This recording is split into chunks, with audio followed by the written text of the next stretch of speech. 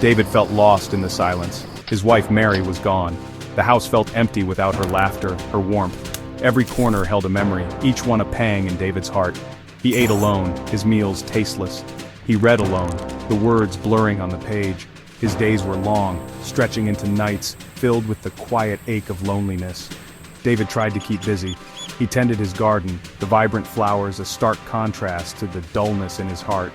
He walked to the park, watching children play, their laughter a bittersweet reminder of happier times, but nothing chased away the emptiness. Mary was gone, and David felt like a part of him was missing too. One particularly dreary afternoon, rain lashed against the windows. The wind howled like a mournful spirit, mirroring the storm inside David. He sat by the window, watching the rain blur the world outside, just as grief clouded his own. He wished for something, anything, to break through the gray fog of his sorrow. The insistent scratching at the back door startled David from his reverie. He frowned, wondering who would be out on such a miserable night. He opened the door cautiously, a gust of wind whipping rain into his face. And then, he saw it. Huddled on his doorstep, shivering and wet, was a small gray cat. It was matted and muddy, one leg held at an awkward angle. Its eyes, wide and luminous, met David's with a mixture of fear and desperation. "Oh, you poor thing," David murmured, his heart unexpectedly clenching. He hadn't been prepared for a visitor, least of all one in such a sorry state. Part of him, the part still shrouded in grief, wanted to close the door and retreat back into the silence. Hesitantly, David reached out a hand. The cat flinched, but didn't move away. Gently, David scooped it up, surprised by its lightness. He brought it inside, closing the door against the storm.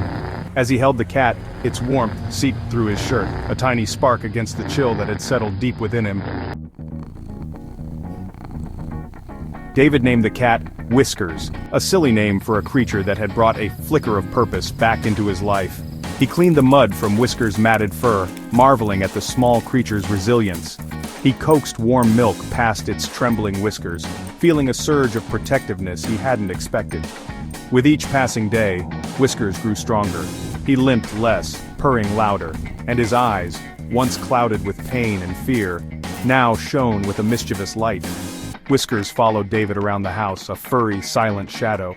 He would rub against David's legs as he cooked, curl up on the newspaper as he read, and sleep at the foot of his bed, a comforting presence in the quiet night.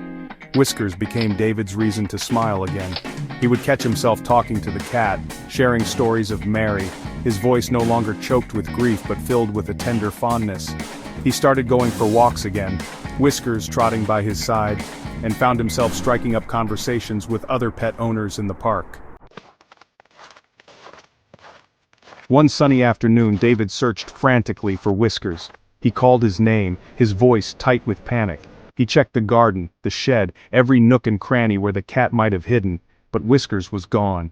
Despair washed over David, a chilling echo of the grief he thought he had left behind. Just when the hope began to dwindle, he heard a faint meow.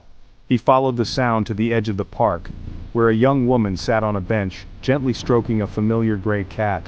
It was Whiskers. Relief flooded David so potent it brought tears to his eyes.